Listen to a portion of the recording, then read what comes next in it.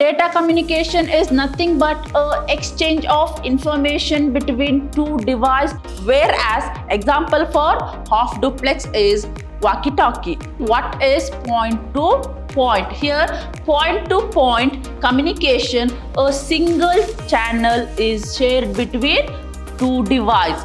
Wide area network, it covers large geographical area. In the sense, it may be a state, continent, etc.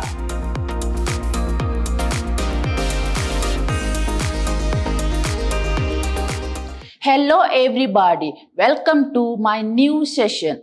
I am Revati, faculty, Department of Computer Science, Vidyashram, First Grade College, Mysore. We are on the 7th session of Introduction to Data Communication and Computer Networks. Today's class, once again, I'll be discussing Introduction to the Data Communication and Computer Networks. This is just a warm-up session. In the last session, we studied what is multiplexing. In that, we studied what is time division multiplexing and what is frequency division multiplexing. At the same time, we studied what is synchronous and what is asynchronous time division multiplexing. Dear students, for your reference, I'm going to explain same topic once again. So what we studied at the beginning, that is data communication. Okay, fine. Now tell me, what is data communication?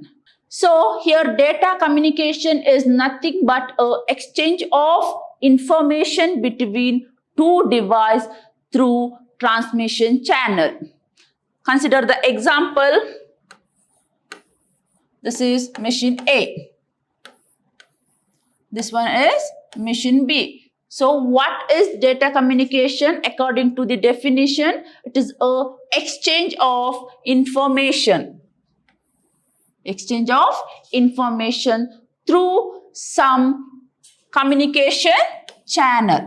So here information means what? The information may be a text, a message or video, etc. These are the example for information. Then what about communication channel?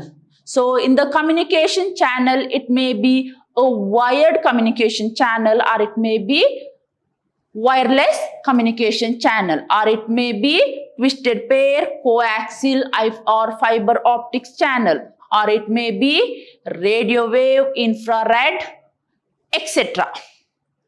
I hope now you got the meaning of data communication.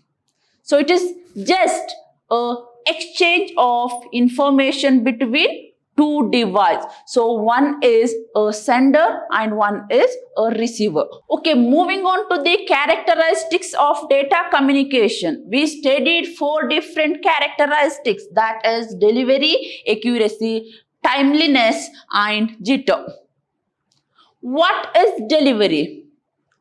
That means the system must capable to deliver the data to proper destination, because all the data packets will contain destination address. So now the sending machine is responsible for delivering the data to correct destination. Then what about accuracy? The system must capable to deliver the data accurately.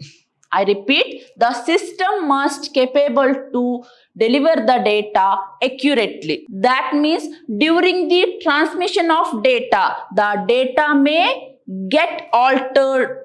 So if the altered data is present, then the altered data must be discarded or it must be treated as unused.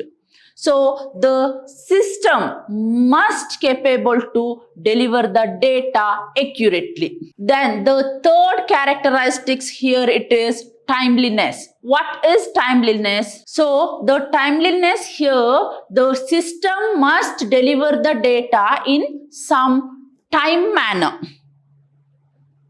The delayed data is treated as unused. I repeat, the delayed data is considered as unused.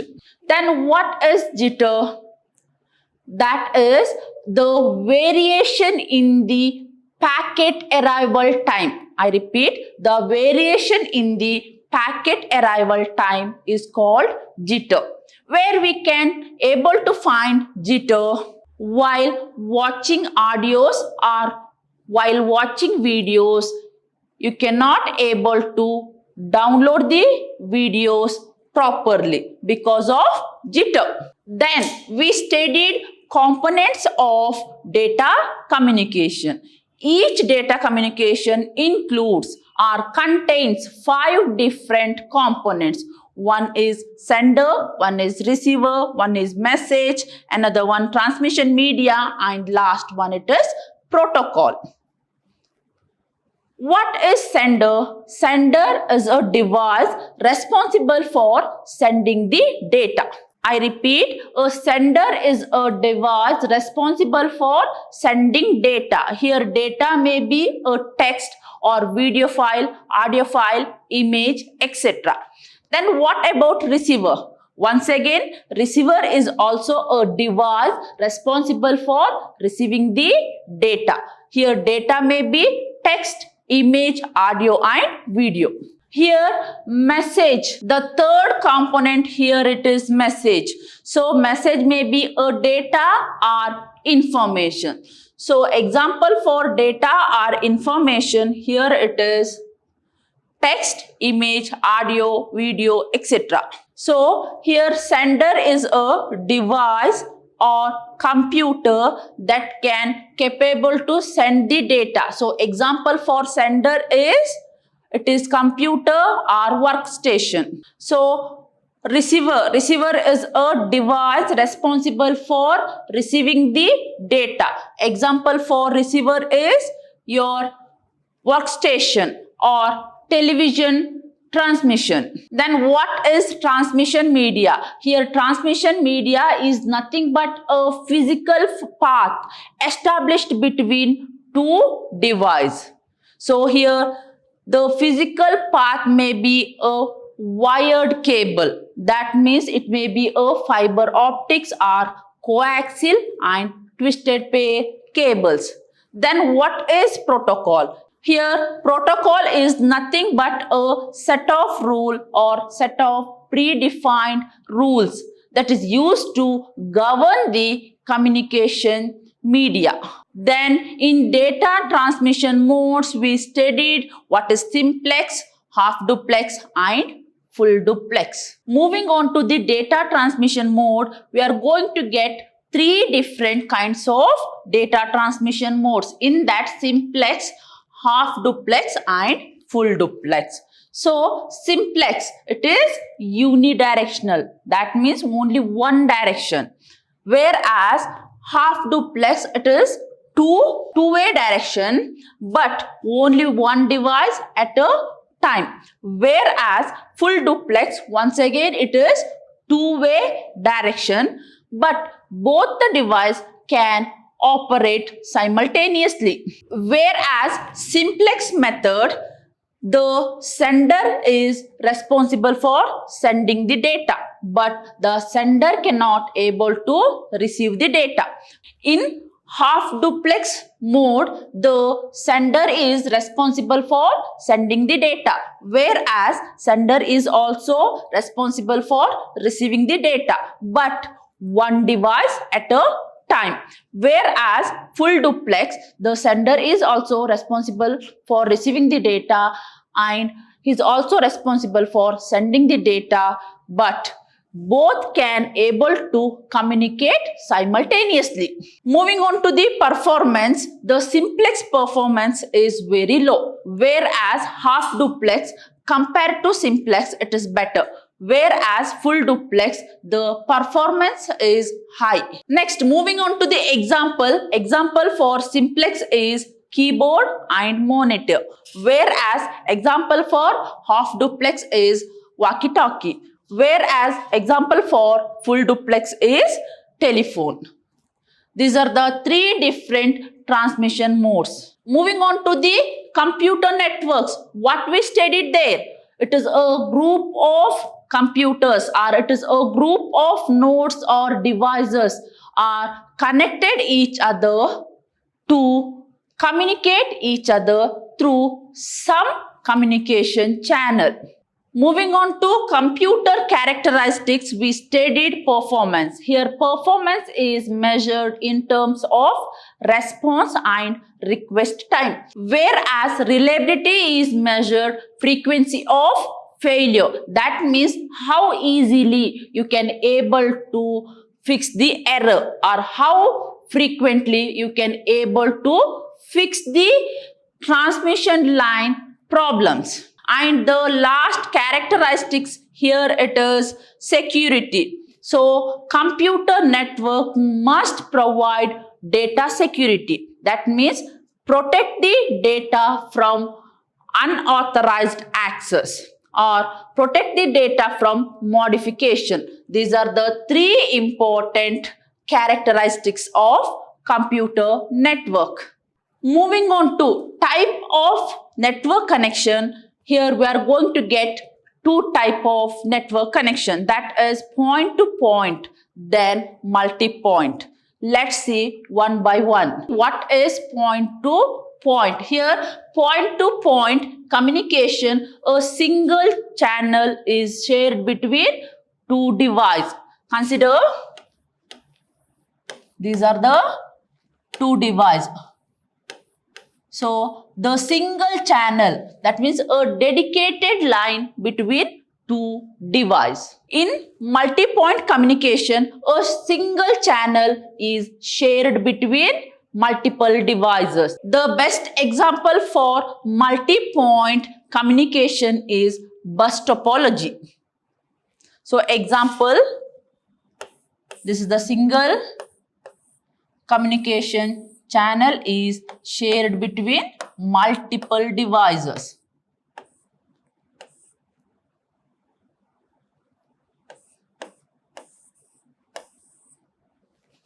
And in multi-pointing, a dedicated link between two devices. There is a dedicated line in point-to-point communication, whereas in multi-point, the communication link is provided all the times for share the connection among the nodes. That means a link is provided. The same link is shared between multiple devices. So a single link that is shared between three systems. In point-to-point communication, there is one sender and one receiver.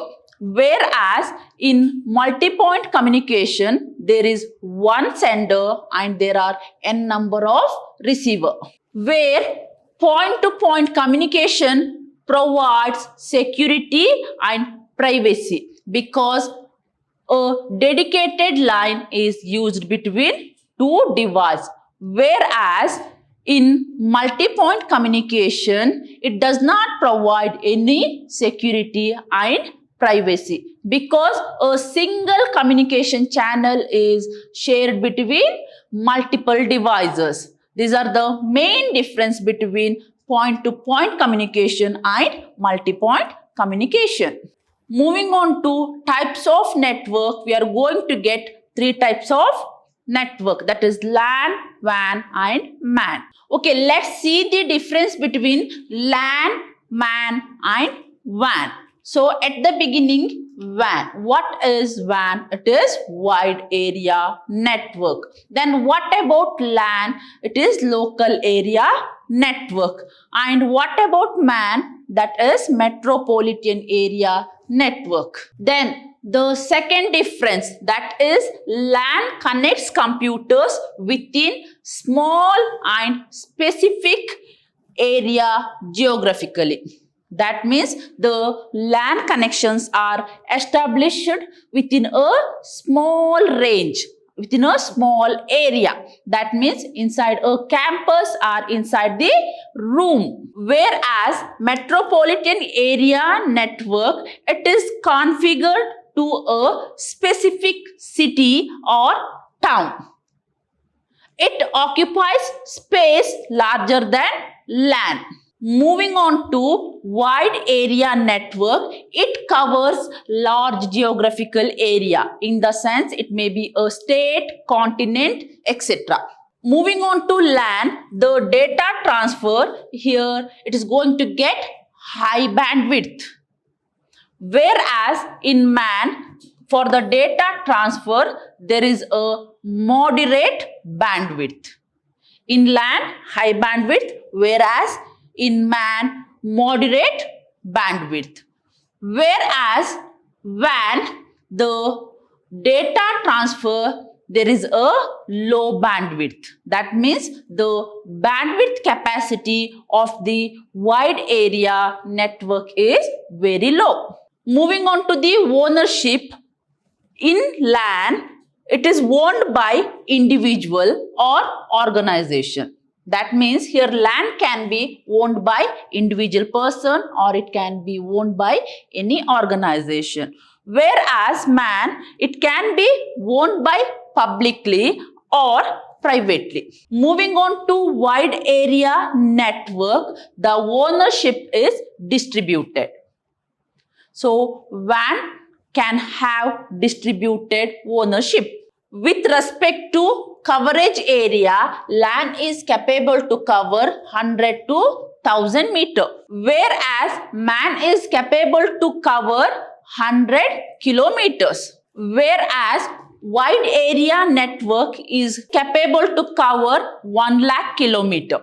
To set up LAN connection, the cost required is very less, whereas to establish MAN connection, the cost required is moderate.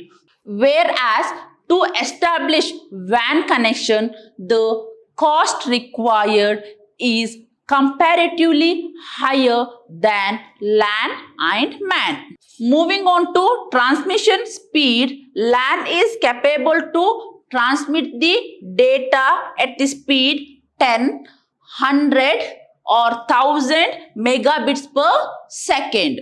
In MAN, the data transfer rate is 100 megabits per second.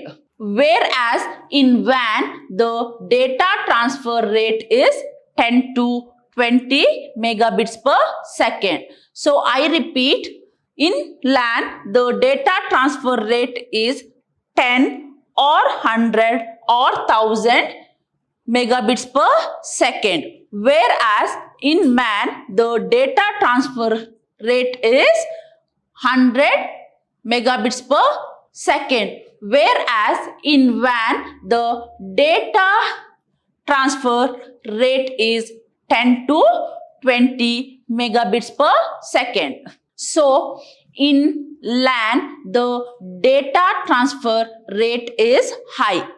Whereas in MAN, the data transfer rate is less compared to LAN. Whereas in WAN, the data transfer rate is very low compared to LAN and MAN. Moving on to the topology. What is topology? It is a physical structure of the nodes, how the nodes are connected each other. It is a geographical representation of the nodes. So in topology, we are going to get 4 types of topology, that is bus topology, ring topology, mesh and star topology. Let's see the difference one by one.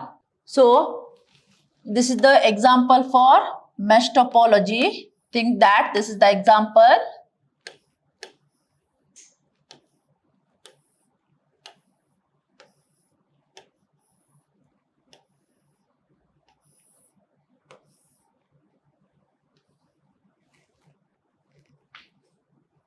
This is the example for mesh topology.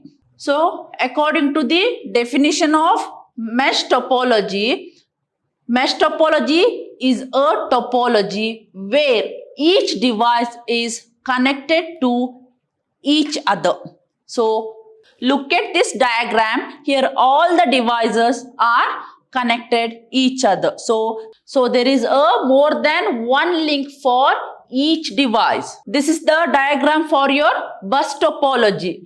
According to the definition, each device is connected to single channel or single cable. See, so all three devices are connected through single channel or single cable. If there is any one break in any device, it won't affect the performance of the computer. If there is any break in the device, then it will not cause the break in the transfer of data, because each device will have multiple links. If any one link get failed, then it won't break the transformation of the data.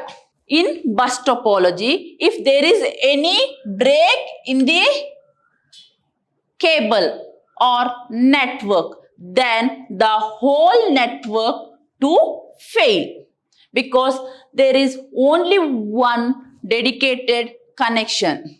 In mesh topology, can able to manage high amount of traffic. I repeat, a mesh topology can able to manage high amount of traffic in the network, as multiple devices can transmit the data. So, in mesh topology, there is a multiple connection for every device. So, it is very easy to manage the traffic.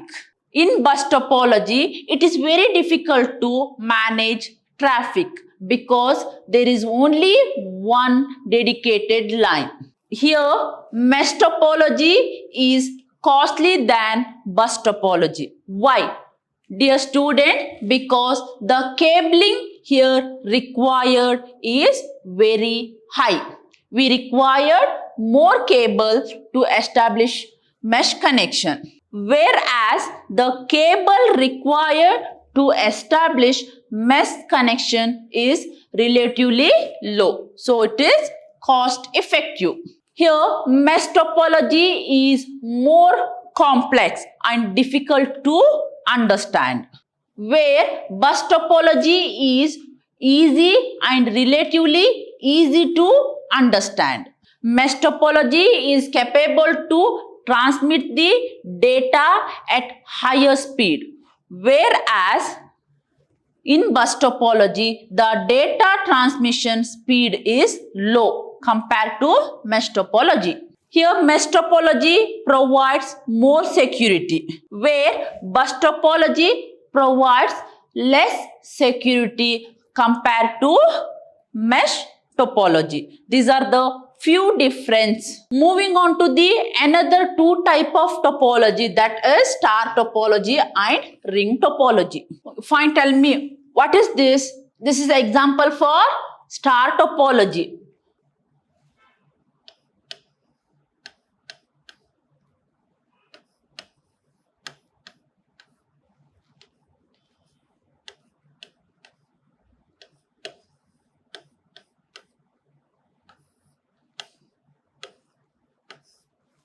This is example for ring topology. Based on these two figures, let's discuss the difference between these two topology. Okay, what is the first difference?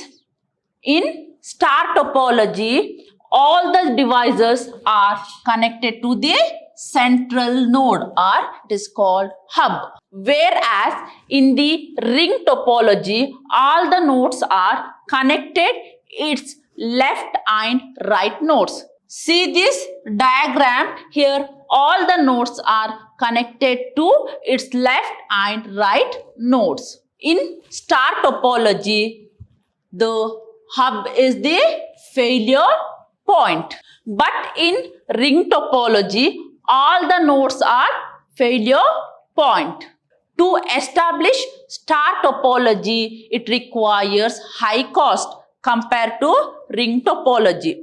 But whereas ring topology, the cost required to establish ring topology is very low. In star topology, the information travels from device to hub. So in star topology, the information is travel from central hub to all the nodes. So the central hub is responsible for transferring the data to the particular device. In ring topology, the information is travel from node to node in ring manner or ring fashion. To establish star topology, the cable required is relatively high. So it is cost effective. Whereas to establish ring topology, the cable required is low. So it is cost effective. So in star topology, there are n links, then there are n nodes. If there are n links, then there are n nodes. But whereas in ring topology, there are n links in the ring topology if there are n nodes present. If there are n links, then there may be n nodes in the ring topology. To add any device to existing star topology, it is very easy. Whereas, suppose if you want to establish new connection, then you want to break the ring. Then only it is possible to add new device. In star topology, adding new device to the existing star topology or removing the device from the existing star topology, it is very difficult. Whereas in ring topology, if you want to add any device or if you want to remove any device, then also it is very, very difficult compared to star topology. These are the few differences between star topology and ring topology. Dear students, from the examination point of view, to make it easy and simple, I have taken the difference. So, by seeing the difference, it is very easy to recall the things. Dear students, before going to end my session, I just want to recall the things what I did today. In this session, for each topic, I have given the comparison. I have compared each and individual topics separately. So, it helps you to remember the things properly. So, while studying also, make notes. Make two different columns, write the heading. Below the heading, write the subtopics. Before end my session, I just want to tell that why I have taken same topic again. Because to make it easy for the student, I have taken the comparison or I have taken the difference. While studying, please make the difference of each topic separately. In the next session, I'm going to continue the remaining topics. That is the difference between guided and unguided media. At the same time, the different types of multiplexing and the different types of modulation techniques. I'm going to explain the difference of these types. This is all about today's session. I hope this is helpful for you guys. Let's meet in the next session. Until then, take care. Thank you.